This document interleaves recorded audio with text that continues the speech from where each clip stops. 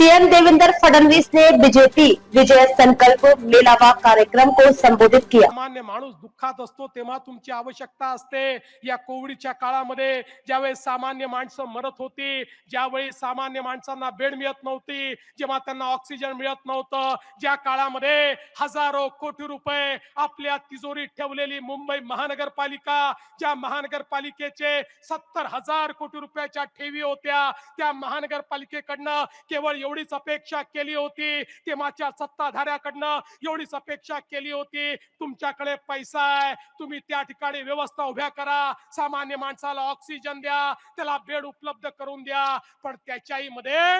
यांनी आपल्या नातेवाईकांना कंत्राट दिली आणि यांच्या नातेवाईकांना माणसं मारली।